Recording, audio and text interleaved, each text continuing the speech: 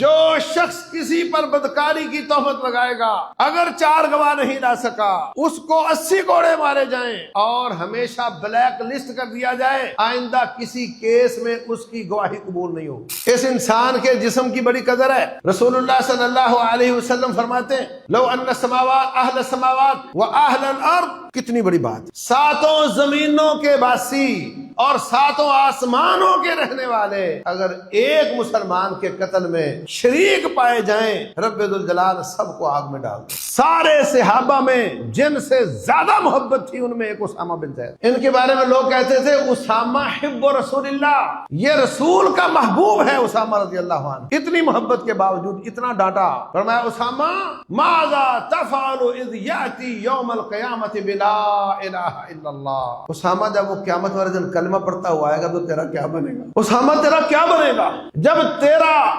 مقدمہ دائر کرنے والا مسلمان ہوگا، تیرے خلاف ریٹ ہوگی؟ ماذا تفعل اذ یاتی یوم القیامت بلا الہ الا اللہ، جب وہ لا الہ الا اللہ پڑھتا آئے گا تیرا کیا بنے گا؟ کہتا ہے جی وہ تو میری تلوار سے ڈر کے اس نے پڑھا تھا۔ فرمایا تو نے دل پھوڑ کر دیکھا تھا اس کا کہ کس نیت کے ساتھ پڑھا تھا؟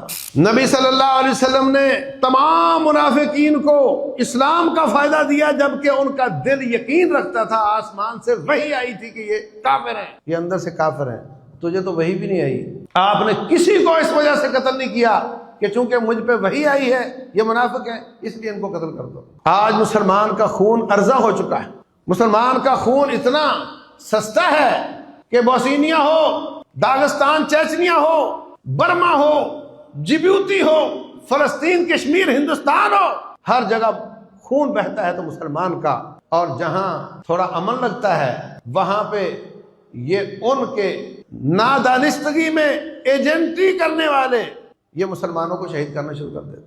اور اسلام نے اور قرآن نے انسان کی، مسلمان کی اتنی اعلیٰ حرمت رکھی ہے، اس پر اتنی سزائیں رکھی ہیں، من قتل مؤمنا متعمد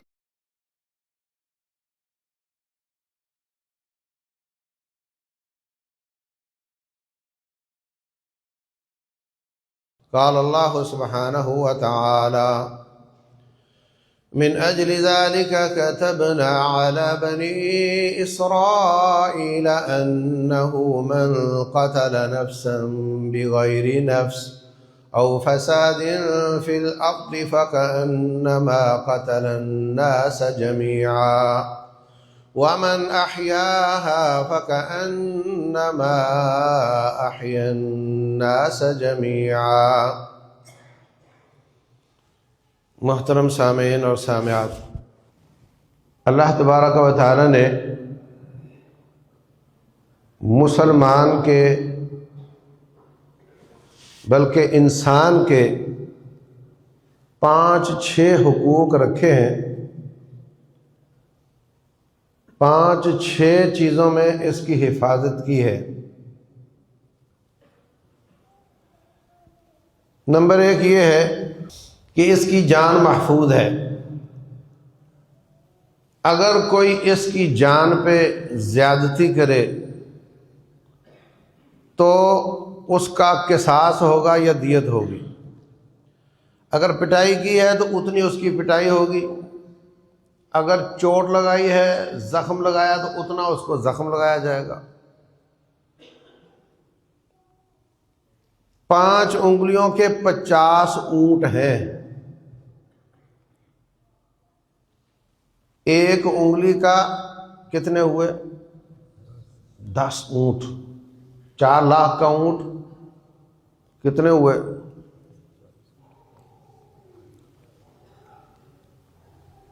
اور وہ اعضاء جسم کے جو ایک ہیں ان کو ضائع کرنے پر پورے 100 اونٹ ہیں، اور جو اعضاء 2 ہیں ان میں 1 پر 50، دونوں پر 100 اونٹ ہیں۔ اللہ تبارک و تعالی نے انسان کو اتنا قیمتی بنایا ہے، اگر دیت دی جائے تو یہ حساب ہوگا، اور اگر قصاص لیا جائے تو پھر دانت کے بدلے دانت، آنکھ کے بدلے آنکھ، زبان کے بدلے زبان، والجروح کے ساس، اور ہر زخم اتنا لگایا جائے گا جتنا اس نے لگایا تھا۔ اس کی جان کو محفوظ کیا ہے، اور اگر اس نے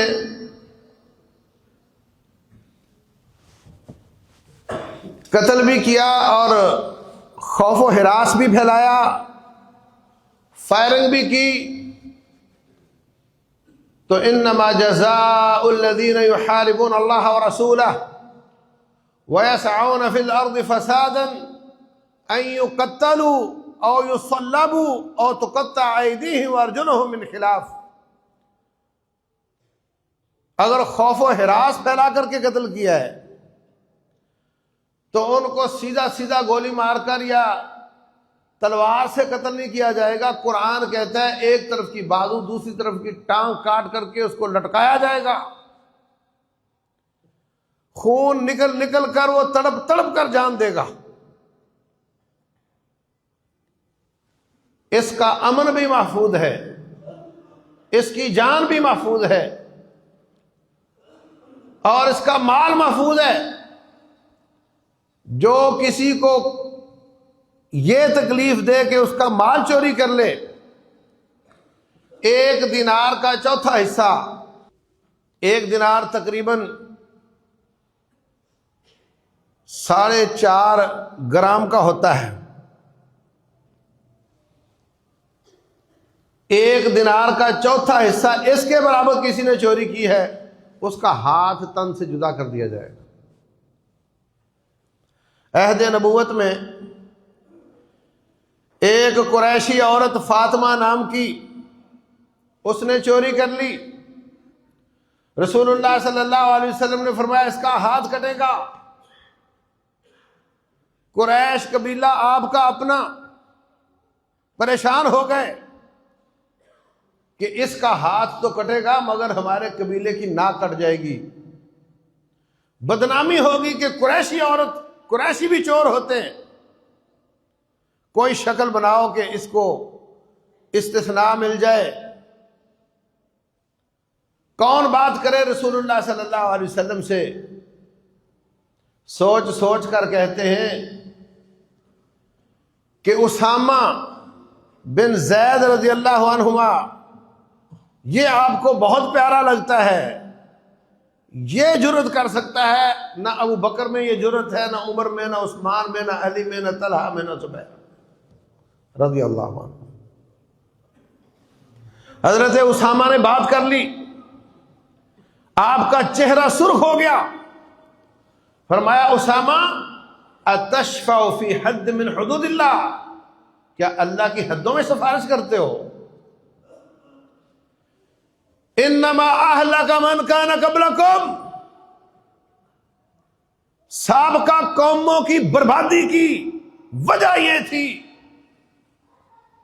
کہ جب ان میں کوئی چھوٹا جرم کرتا تو اس کو سزا دے دی جاتی، اور اگر کوئی بڑا جرم کرتا تو اس کو استثناء مل جاتا تھا۔ یہ سابقہ قوموں کی بربادی کی وجہ بنی ہے۔ لو ان فاطمہ بنت محمد، محمد کو محمد کے رب کی قسم ہے، اگر میرا جگر گوشہ فاطمہ بنت محمد بھی چوری کر لیتی میں اس کو بھی استثناء نہیں دیتا، میں محمد اس کا ہاتھ بھی کاٹ کے رکھ دیتا صلی اللہ علیہ وسلم۔ تو مسلمان کا مال بھی محفوظ ہے۔ نمبر 3، اس کی نسل محفوظ ہے۔ کافروں کے نزدیک گھوڑوں کی نسل محفوظ ہے پر انسانوں کی کوئی نہیں۔ کسی استبل میں چلے جاؤ، یورپ کے، امریکہ کے کسی استبل میں چلے جاؤ، کسی گھوڑے پر ہاتھ رکھو، اس کی نسل پوچھو، آپ کو 8-10 پشتوں تک اس کے باپ، اس کا باپ، اس کا باپ آپ کو بتا دیا جائے گا،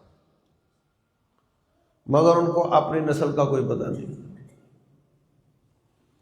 کسی کو کچھ معلوم نہیں کہ وہ کس کا بچہ پال رہا ہے. ہر دوسرا تیسرا بچہ حرامزادہ ہے، نہیں پتا کہ کس کا ہے. اسلام نے انسان کی قدر کی ہے اور اس کی نسل کو محفوظ کیا ہے. جو اس کی نسل پر ہاتھ صاف کرے گا، جو چور دروازے سے آئے گا، اگر وہ شادی شدہ ہوا تو اسلام کہتا ہے کہ چاروں طرف سے پتھر مار کر کے اس کو رجم کر دیا جائے. اس نے مسلمانوں کی نسل خراب کرنے کی کوشش کی ہے. اور اگر وہ شادی شدہ نہیں، الزانیۃ والزانی فاجلدوا کل واحد منہما 100 جلدہ، لڑکی ہو یا لڑکا ہو اس کو 100 کوڑے مارے جائیں. اور فرمایا آپ کو ان کو کوڑے مارتے وقت ترس نہیں آنا چاہیے. یہ قرآن کی آیت ہے. وَلَا تَأْخُذْكُمْ بِهِمَا رَأْفَةٌ فِي دِينِ اللَّهِ، تمہیں ترس نہیں آنا چاہیے. تو اس کی نسل بھی محفوظ ہے، جان، مال، نسل اور اس کی عزت محفوظ ہے. جو شخص کسی پر بدکاری کی تہمت لگائے، اس نے آنکھ سے بھی دیکھا ہو، تو بدکاری کی تہمت نہ لگائے جب تک اس کے پاس 4 گواہ نہیں ہیں. اگر 4 گواہ نہ پیش کر سکا تو تہمت لگانے والے کو 80 کوڑے لگائے جائیں گے. فَاجْلِدُوهُمْ 80 جلدہ وَلَا تَقْبَلُوا لَهُمْ شَهَادَةً أَبَدًا.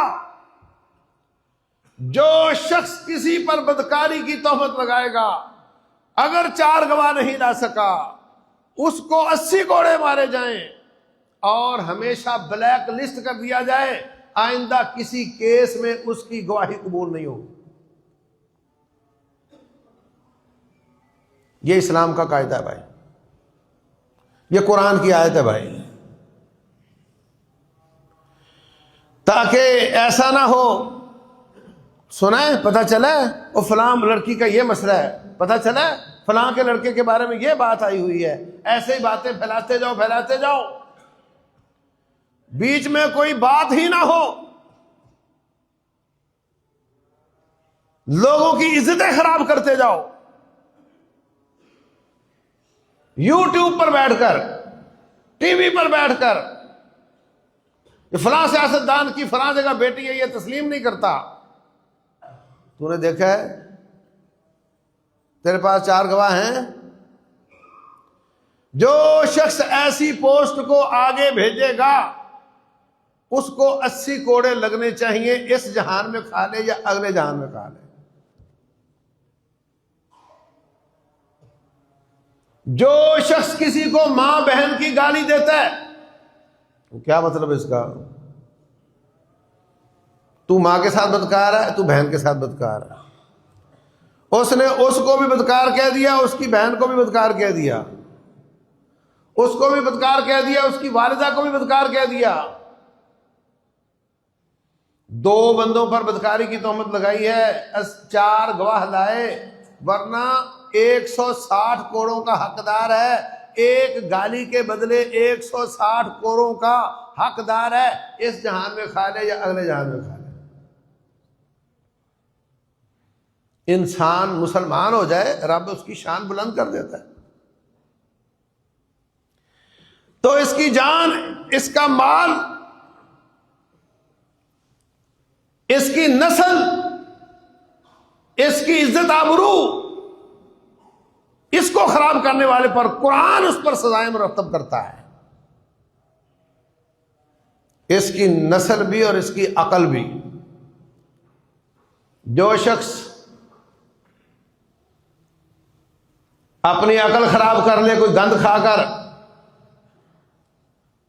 اور کہے میرا جسم میری مرضی، اسلام اس کو، بعض صحابہ نے 40 کوڑے مارے ہیں، بعض نے 80 مارے ہیں اس پر بھی. وہ بھی ڈنڈوں کا حقدار ہے، جوتوں کا حقدار ہے، جو اپنی عقل خراب کر لیتا ہے۔ اس وقت یہ وبا ہمارے ہر کالج، یونیورسٹی، اسکول میں پھیلی ہوئی ہے۔ بڑے بڑے شریف خاندان، بڑے بڑے پیسے والے، ان کے بچے برباد، جانوروں سے بدتر ہو چکے ہیں، منتیں کرتے پھرتے ہیں وہ نشہ چھڑانے والے سینٹروں کی کہ میں اپنے بچے کو تمہارے پاس جمع نہیں کروا سکتا، کوئی ایسی شکل بتاؤ، میرے گھر آ کر اس کا علاج کر دو۔ اس وقت یہ مصیبت بنی ہوئی ہے، لوگ اپنی عقل خراب کر رہے ہیں۔ اس کی عقل محفوظ ہے، عقل خراب کرنے والے پر اسلام نے سزا رکھی ہے۔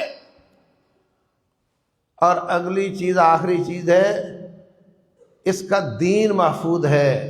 جو شخص اپنا دین برباد کر لیتا ہے، دین چھوڑ دیتا ہے، اسلام نے اس کی سزا قتل رکھی ہے، تاکہ لوگ یہ نہ کہیں کہ صبح مسلمان شام کو کافر، فرق ہی نہیں پڑتا۔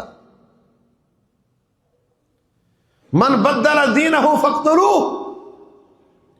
جو اپنے دین کو بدل لیتا ہے اس کو کاٹ کے رکھ دو، اس کی گردن کاٹ دو۔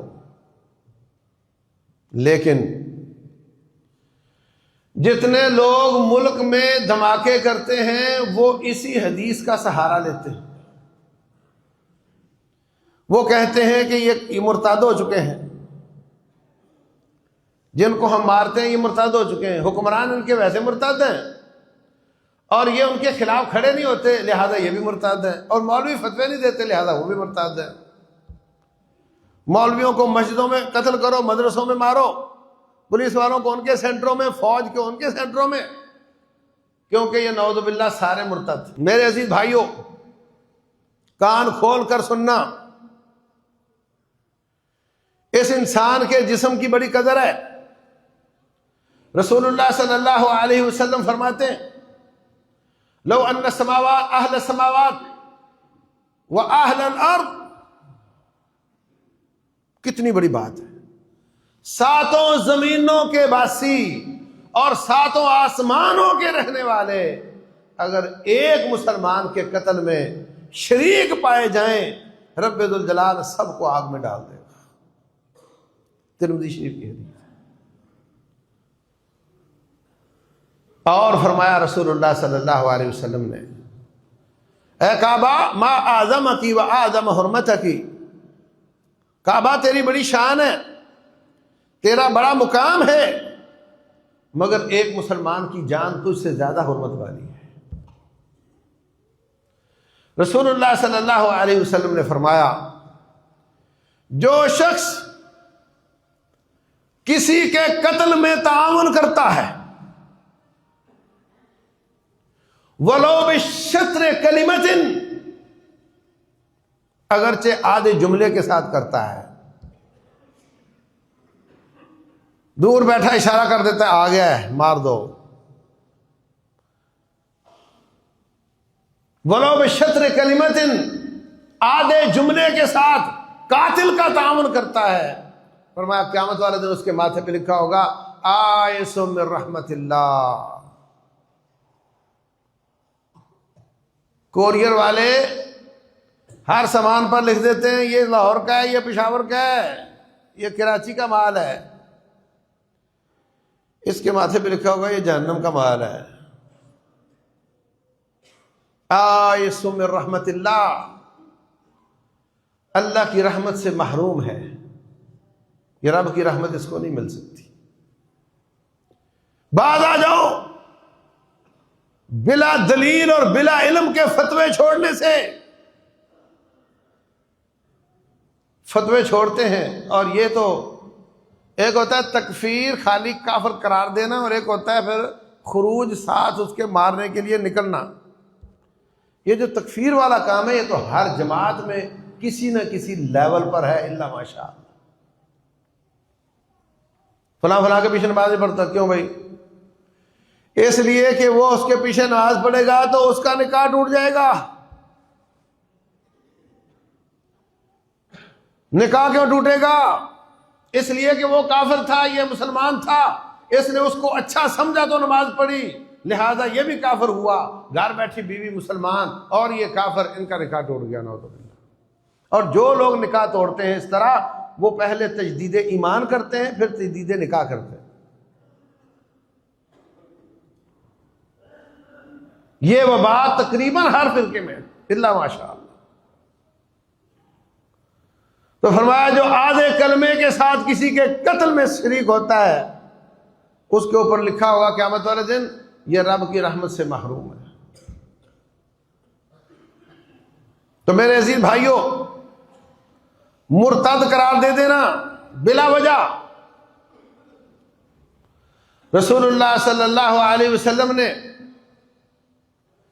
جو پکے ٹھکے منافق تھے نا، جن کا نام رب نے بتایا تھا، آپ نے صحابہ کرام کو ان کے نام نہیں بتایا، سوائے حذیفہ بن یمان کے ایک بندے کو بتایا، سب کو نہیں بتایا، اور ان کا پردہ رکھا اور ان کے ساتھ مسلمانوں والی ڈیل کی، ان کے جنازے بھی ہوتے رہے اور جو جو سہولتیں مسلمانوں کو ملتی تھی ان کو بھی ملتی تھی۔ عہد نبوت میں اگر کوئی کسی کو منافق کہہ دیتا تو نبی صلی اللہ علیہ وسلم اس کو ڈانٹ دیتے، اور اگر آپ نہ ڈانٹتے تو پتہ چل جاتا یہ منافق ہی ہوگا۔ لیکن وحی کا سلسلہ بند ہونے کے بعد ہمارے پاس کوئی پیرامیٹر نہیں، ہمارے پاس کوئی سبب نہیں، وسیلہ نہیں جس سے ہم پتہ کر سکیں کہ منافق کون کون ہے۔ عہد نبوت کے بعد نفاق کا فتویٰ ختم ہو گیا۔ جو عقیدے کا نفاق ہے اب ہوگا یا کافر یا مسلمان، کیونکہ نفاق دل میں ہوتا ہے اور دل کا پتہ وحی کے بغیر نہیں چل سکتا۔ کفر کا پتہ چل جاتا ہے اس کے کفریہ الفاظ سے یا کفریہ کاموں سے۔ اور میں آپ کو بتا چکا پچھلے خطبے میں کہ مسلمان کفر کا جملہ بول دیتا ہے، کفر والا کام کر لیتا ہے، مگر اگر چار عذر ہوں تو ربانی علماء، جید علماء اس پر کفر کا فتویٰ نہیں لگاتے، لیکن جو جاہل ہیں وہ لگا دیتے ہیں۔ چار عذر ہیں کفر کا کام کرنے کے باوجود، اگر وہ جہالت کی وجہ سے ایسا کر رہا ہے، اگر وہ مجبوری کی وجہ سے کر رہا ہے، اگر وہ لالچ کی وجہ سے کر رہا ہے، اگر وہ تعویل کی وجہ سے کر رہا ہے، اس پر کفر کا فتویٰ نہیں لگایا جاتا، اس کے کلمے کا اعتبار کیا جاتا ہے۔ اللہ اکبر۔ رسول اللہ صلی اللہ علیہ وسلم نے اسامہ بن زید رضی اللہ عنہما کو امیر لشکر بنا دیا۔ گئے جا رہے ہیں، آگے سے گڈریا آ رہا ہے، چرواہا مسلمانوں کا لشکر دیکھ کر کہتا ہے اشہد ان لا الہ الا اللہ واشہد ان محمد رسول اللہ۔ حضرت اسامہ نے پھر بھی اس کو قتل کر دیا۔ واپس آئے تو ان کی شکایت ہو گئی، سارے صحابہ میں جن سے زیادہ محبت تھی ان میں ایک اسامہ بن زید تھے۔ ان کے بارے میں لوگ کہتے تھے اسامہ حب رسول اللہ، یہ رسول کا محبوب ہے اسامہ رضی اللہ عنہ۔ اتنی محبت کے باوجود اتنا ڈانٹا، فرمایا اسامہ ماذا تفعل اذ یاتی یوم القیامت بلا الہ الا اللہ۔ اسامہ جب وہ قیامت والے دن کلمہ پڑھتا ہوا آئے گا تو تیرا کیا بنے گا؟ اسامہ تیرا کیا بنے گا جب تیرا مقدمہ دائر کرنے والا مسلمان ہوگا، تیرے خلاف ریٹ ہوگی؟ ماذا تفعل اذ یاتی یوم القیامت بلا الہ الا اللہ، جب وہ لا الہ الا اللہ پڑھتا آئے گا تیرا کیا بنے گا؟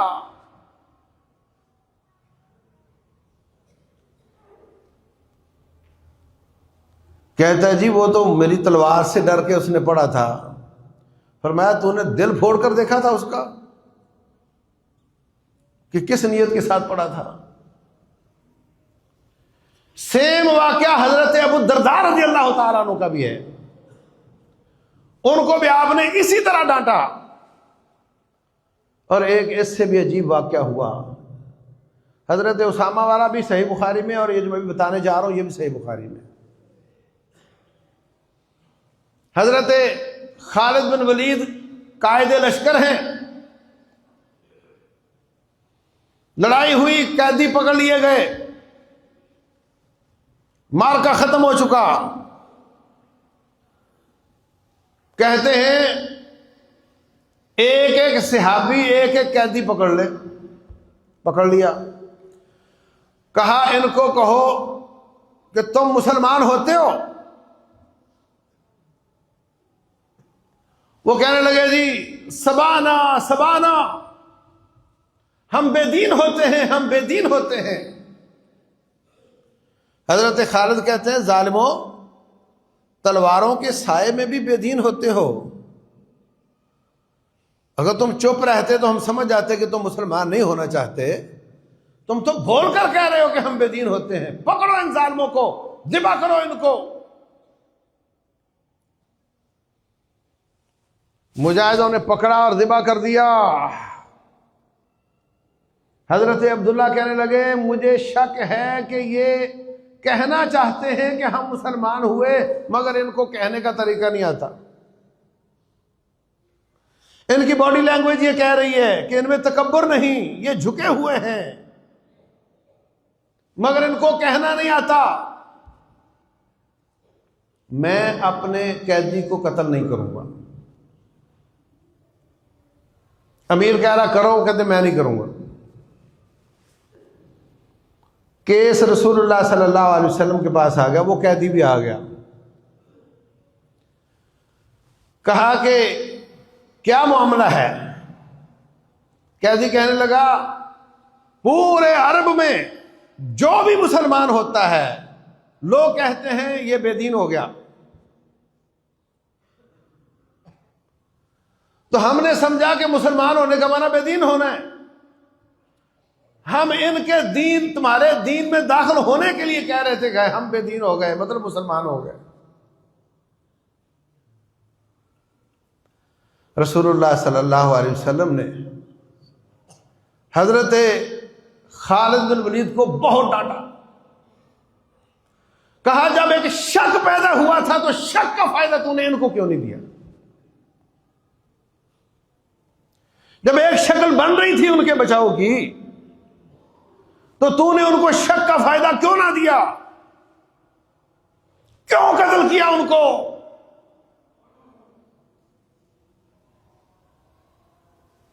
حضرت خالد کہتے ہیں میں اتنا پریشان ہوا میرا دل چاہے کہ کاش میں آج مسلمان ہوا ہوتا اور یہ کام میں نے جاہلیت میں کیا ہوتا اور اسلام لانے کے ساتھ میرا یہ گناہ معاف ہو گیا ہوتا. کہاں کھڑے ہیں آپ؟ چھوٹی چھوٹی باتوں میں فتوے، اور فتوے دے کر قتل اور دھماکے. کن پر؟ جو 5 وقت کے نمازی ہیں. پٹارو کالج ہے حیدرآباد کے پاس، کیڈٹ کالج ہے، فوجی پڑھتے ہیں. مجھے وہاں لیکچر دینے کا موقع ملا. میں آپ کو ممبر پہ بیٹھ کے کہہ رہا ہوں اتنی سختی نماز کی ہمارے مدارس میں نہیں ہے جتنی وہاں تھی. باقاعدہ حاضری ہوتی تھی نماز میں، جو نہیں آتا اس کی پٹائی ہوتی تھی.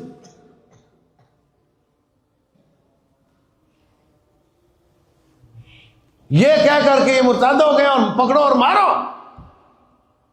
بچاؤ اپنے بچوں کو ایسے فتوے بازوں سے اور ایسے ظالموں سے جو اسلام کا نام لے کر مسلمانوں کو شہید کرتے ہیں. تو میرے عزیز بھائیوں، نبی صلی اللہ علیہ وسلم نے تمام منافقین کو اسلام کا فائدہ دیا، جبکہ ان کا دل یقین رکھتا تھا، آسمان سے وحی آئی تھی کہ یہ کافر ہیں، یہ اندر سے کافر ہیں، تجھے تو وحی بھی نہیں آئی۔ آپ نے کسی کو اس وجہ سے قتل نہیں کیا کہ چونکہ مجھ پہ وحی آئی ہے، یہ منافق ہے اس لیے ان کو قتل کر دو۔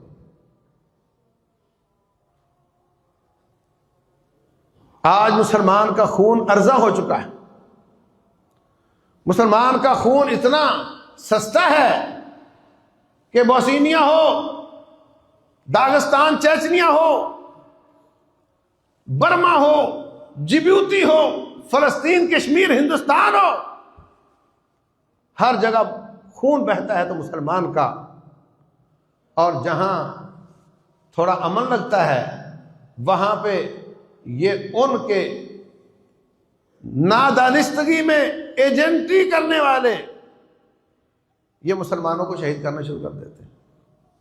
اور اسلام نے اور قرآن نے انسان کی، مسلمان کی اتنی اعلیٰ حرمت رکھی ہے، اس پر اتنی سزائیں رکھی ہیں، من قتل مؤمنا متعمدا فجزاؤہ جہنم، جو مسلمان کو جان بوجھ کر قتل کرتا ہے اس کی سزا آگ ہے، خالدا فیہا، ہمیشہ رہے گا، وغضب اللہ علیہ، اللہ کا غضب ہوگا اس پر، ولعنہ، رب کی لعنت ہوگی اس پر، واعد لہ عذابا عظیما۔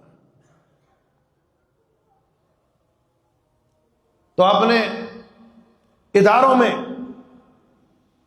جہاں جہاں آپ کی آواز پہنچے، اپنے لوگوں کی تربیت کریں، انسان کو انسان مسلمان بنائیں، اور مسلمان کے ان حقوق کا خیال کریں، اپنی زبان کو روک کر رکھیں، خام خواہ مسلمان کے مال یا جان یا عزت کے ساتھ نہ کھیلا جائے اور نہ اس کی روح کے ساتھ کھیلا جائے۔ اللہ تبارک و تعالی سمجھ دے اور حق بات کو سمجھ کر عمل کرنے کی توفیق دے۔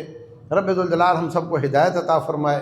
واللہ اعلم، صلی اللہ وسلم وبارک علی نبینا محمد۔